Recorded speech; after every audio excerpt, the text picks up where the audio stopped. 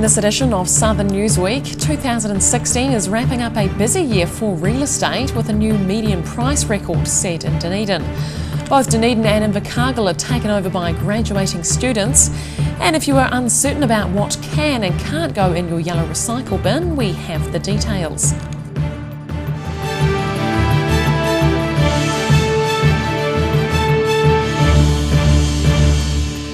Kia ora, I'm Holly Buchanan.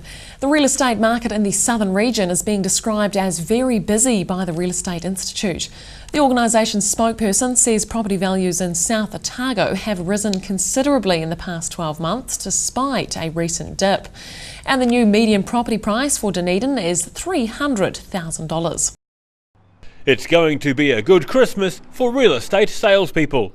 Seasoned realtor and Otago Real Estate Institute spokeswoman Liz Nidd says those selling property are in the driving seat. The real estate market activity in Dunedin over the recent month has been extremely busy. There was a shortage of listings. There is still a shortage of listings, but at least there have been a few more coming on in the last couple of weeks. Nidd agrees figures in South Otago weren't good in November, but she says the median value of property has increased over the last year. Well, South Otago was interesting this month because if you looked at it month to month on its own, you could be a little concerned. But I think the important thing to look at is that in actual fact it has pulled away reasonably significantly for that market year on year.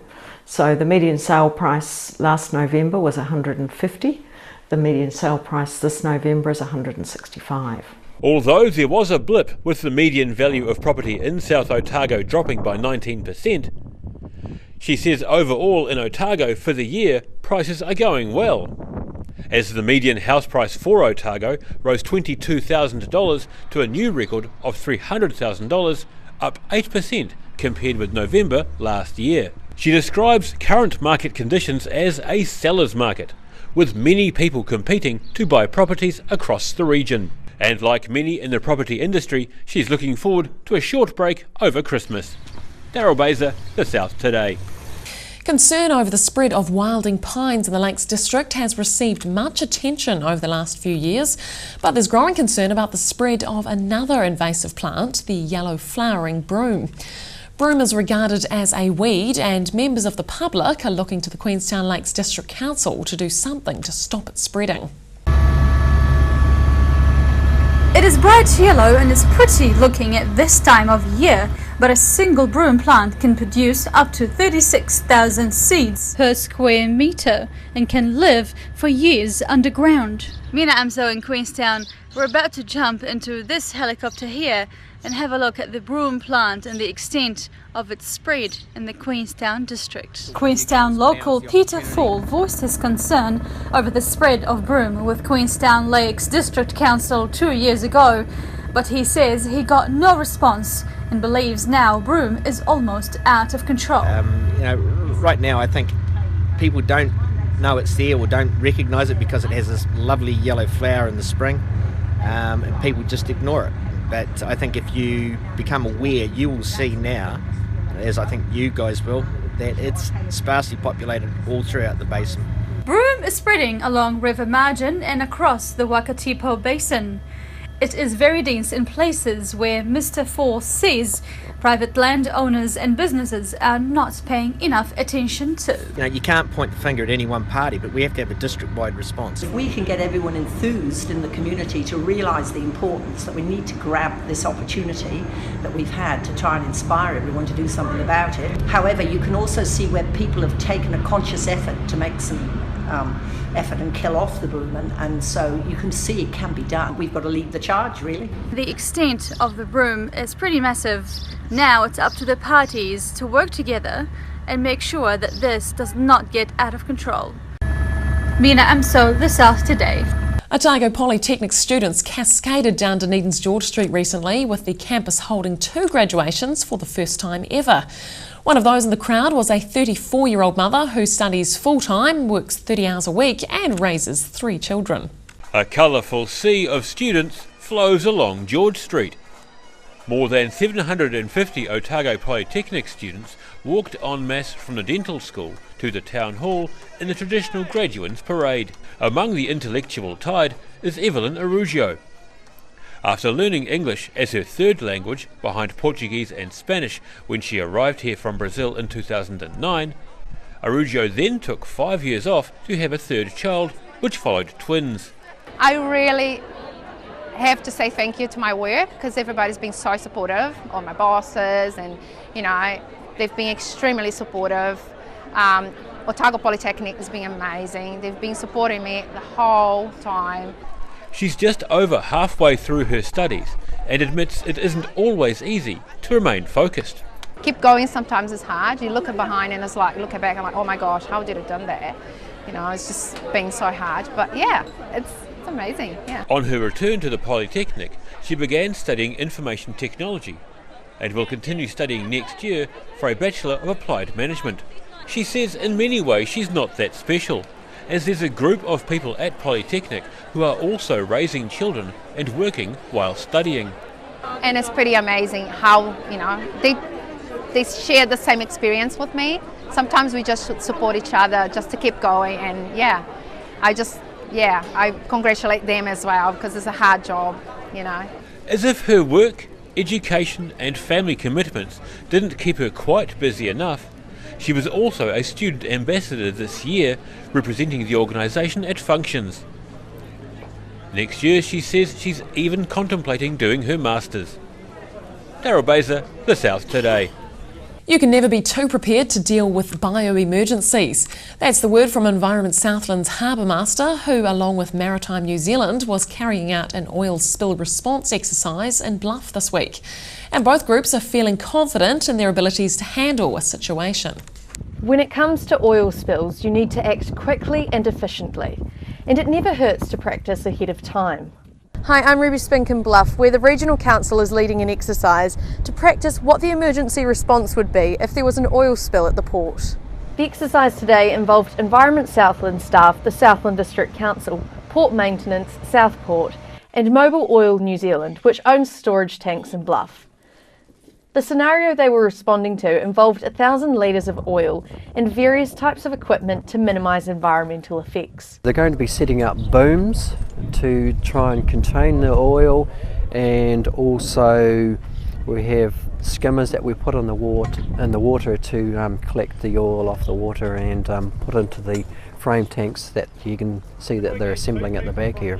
The idea was to base the exercise on a situation that could conceivably happen in the harbour. So the response teams have to follow certain protocol. So we have all sorts of considerations that we have to take into place. Initially, because it's a Tier 1 site, the Town Wharf Terminal that's operated by Mobil New Zealand, so they are the initial first responders.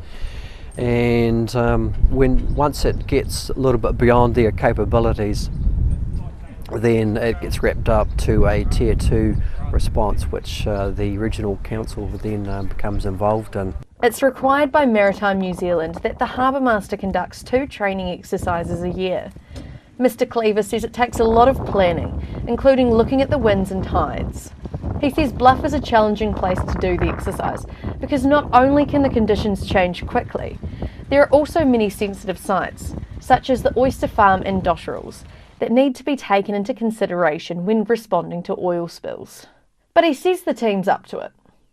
No, we have a good team here, and they're very capable at responding to pretty much any sort of situation. He says practice makes perfect.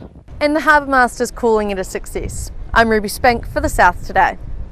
Bullets, used needles, rotting food and vacuum cleaner dust, they're all dangerous and unpleasant items, putting Southland's recyclable waste workers at risk. So WasteNet has put together a campaign to educate the public on what can and can't go in their yellow recycling bins. It's hard to know what does and doesn't go in your yellow bin. Pizza boxes, old clothes, foil wrappers. Hi, I'm Ruby Spink in Invercargill, where WasteNet and Southland Disability Enterprises are working together to clear up this confusion. They've put together a list called the Dirty Dozen, letting people know exactly what they can and can't recycle. The idea is to reduce the contamination rates that we get into our facility here by reminding people through various forms of advertising, mostly the pictorial version of the items that most cause us the most difficulty. Southland Disability Enterprises employs adults with disabilities to work in their recycling plant.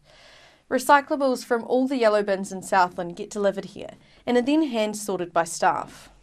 The key reason behind this list coming together is because WasteNet and Southland Disability Enterprises noticed the amount of unpleasant products their workers had to deal with. One of the big pushes on this advertising campaign to get people to do the right thing with their recycling, so that our people who put their hands in amongst it all day, every day, don't have to struggle with some of the not so nice things that come through our sorting line. Colostomy bags, used needles, compost and old pillows are a few of the less than desirable things to arrive at the plant. McMurdo says when people put the wrong things in the yellow bins, it can have serious consequences. And even if the products aren't considered unsafe, because they have to be hand sorted, they can be very unpleasant for the workers to deal with. So they say, put the food in the red box. And it's not just the food. There's a whole warehouse full of people who are put at risk when people try to recycle products such as gas bottles and bullets. The workers say if you're unsure, throw it out. Or look at the orange pages, please. For the team at WasteNet and Southland Disability Enterprises, it's too early to tell how many people the campaign is educating, but they're just continuing to spread the message. I'm Ruby Spink for The South Today. Coming up on Southern Newsweek, chlorination is about to begin in some southern lakes and central Otago towns, but will it become permanent? And a large-scale restoration project is going full steam ahead in Queenstown.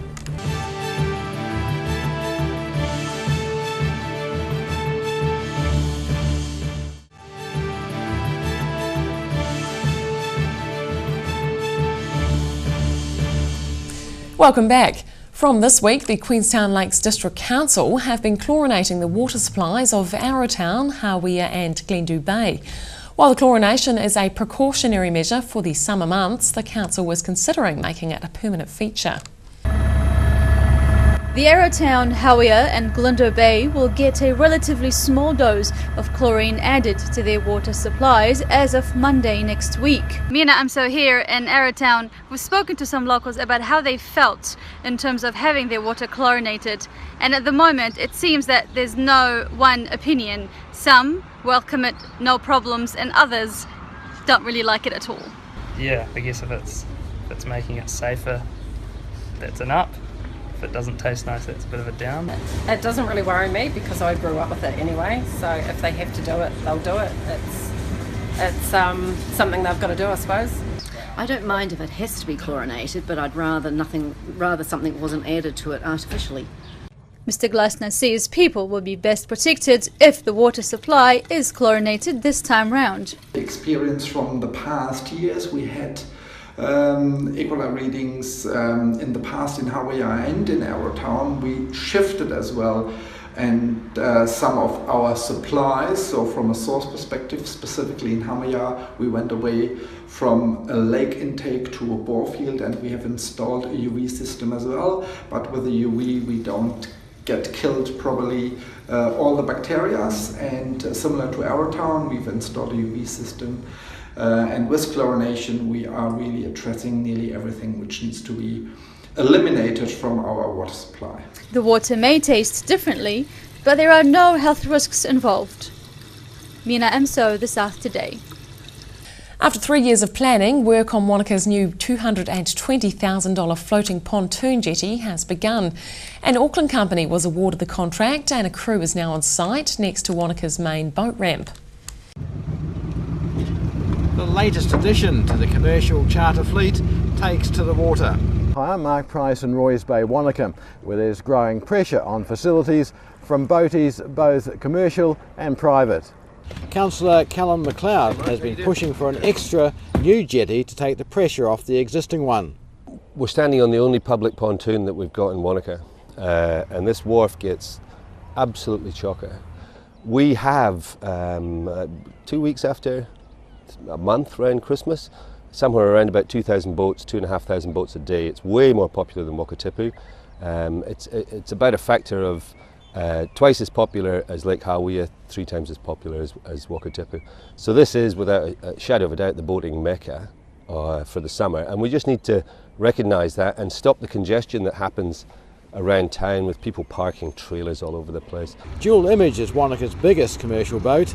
Its former owner, as of this week, says the new wharf will help ease congestion.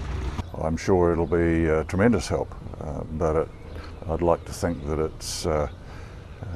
it is stage one only, and that other better, bigger things will follow. The new jetty will be paid for by the council, with commercial operators charged to cover maintenance costs. The aim is to have the new jetty in place by Christmas.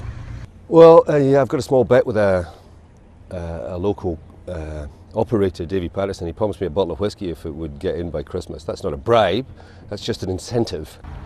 And Councillor McLeod suggested more improvements to boating facilities are in the wind for nearby Ely Point and Waterfall Creek on the other side of Roy's Bay.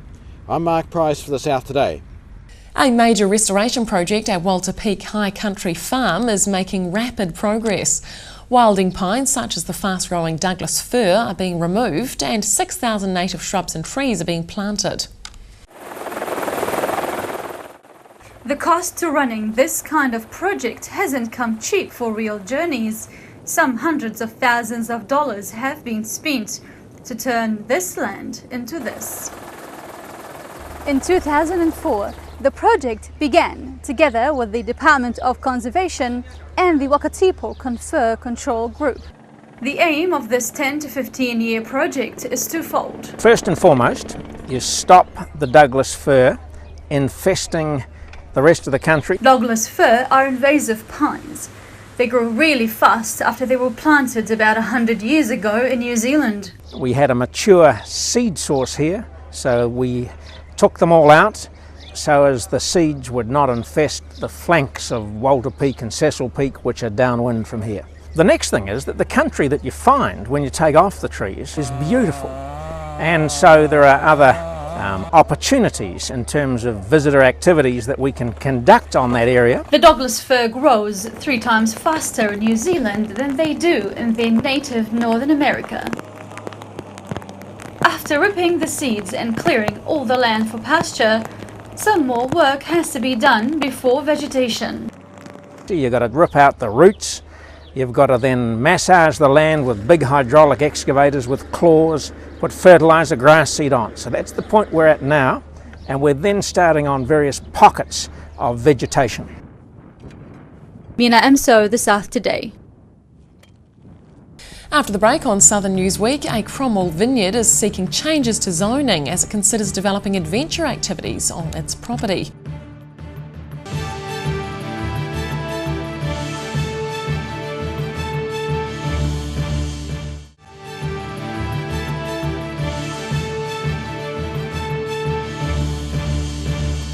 Welcome back. More changes could be in store for Cromwell's front entrance.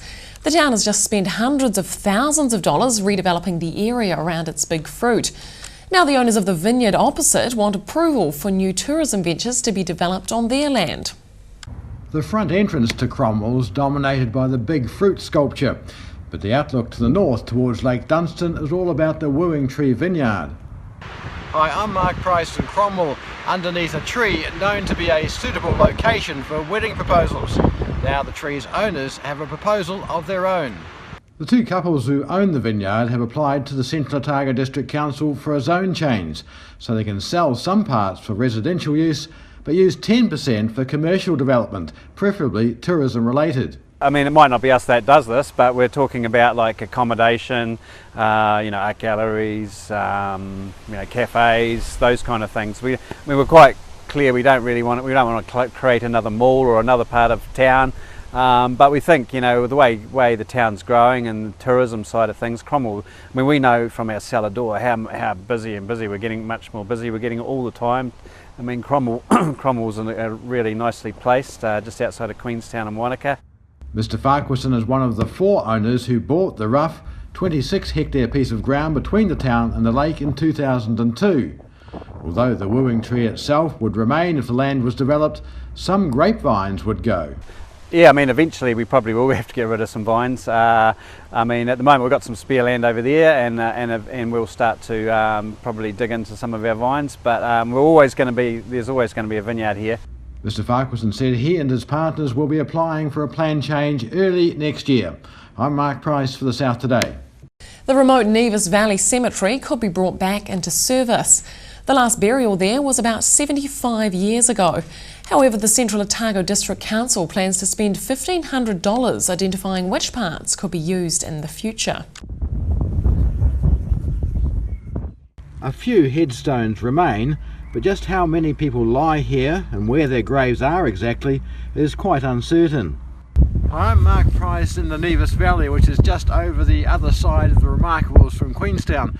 And on a day when there has been fresh snow, it is a cold, bleak sort of a place. It will take some modern technology to determine where the graves are, and therefore where new burials could take place. For these three men with a Nevis connection, there is no doubt where their great-grandmother, Fanny Graham, lies. She has the cemetery's most prominent headstone. But other graves, including those of two Chinese miners, are no longer marked. And they were marked by little wooden crosses with Chinese symbols on them. And then I can remember, as when I was about 10, the pub kids went and pinched all the crosses off the graves. The closure of the old stone hotel in 1952 marked the end of the Nevis gold mining town that had up to 2,000 residents at one time. Now there are just 3 permanent residents, and the cemetery is one of the few reminders the town ever existed. I can remember coming into the cemetery, you know, when I was young. There were a lot more obvious graves in those earlier days. But there are thousands of people who have family connections with the Nevis, and it's believed some might like a plot near their forebears in a cemetery officially considered still live. I'm Mark Price for the South Today. And finally, starving artists might find a donor in their stocking this Christmas. Boosted is a crowdfunding website started right here in New Zealand that's rapidly gaining a reputation on the arts scene. The online initiative has a very high success rate when it comes to getting artists funded. Crowdfunding. It's not a word that's entered the lexicon just yet, but it is happening right here in Dunedin. I'm Roselle LeBone here outside the Boosted HQ, where they're about to throw an end-of-year bash for the artists who have successfully managed to fund their own campaigns this year through the online platform. Let's go inside and take a look at what's happening.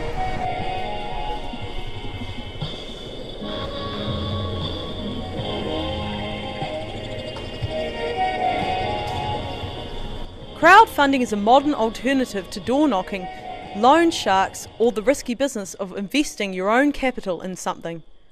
It may conjure connotations of that old begging letter. However, it's more sophisticated than that. The website Boosted not only facilitates donations, it's empowering the individual to manage their own finances and their own art. And for the donor, there's safety in investing. If you turn out to have bet on the wrong horse, there's a money-back guarantee. Donations are also tax deductible by 33%. We take a 10% fee of whatever's raised. So we always tell our artists just to budget in that 10% fee. But you have to reach your target in order to keep any of that money. If you don't reach 100%, it's all refunded to your donors. I caught up with Boosted Ambassador Dudley Benson, who took me through the stages of a successful campaign.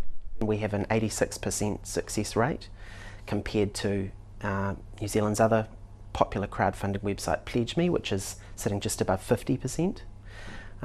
We notice that people who are organised and have a plan for that month, they are part of that 86% success. Benson is himself a musician and a successful graduate of the online platform program. You need to be confident to get over the concern that we as New Zealand artists often have, which is that we're begging. In fact, that really isn't true. People want to support us. People understand that artists are key to the fabric of our culture. He has a message for anyone on the fence about giving. It's really so vital to be supporting creativity at this time because it helps us to understand and deal with the really difficult issues that we face in society. Tonight, Boosted takes a well-earned break from cooking the books to celebrate the hard work and collaborative efforts of both the artists and their donors. Roselle LeBone, The South Today. And that's all for this edition of Southern Newsweek. You can see more of Southern News by following us on Facebook, YouTube and Twitter, or via our website channel39.co.nz. I'm Holly Buchanan. Thanks for watching.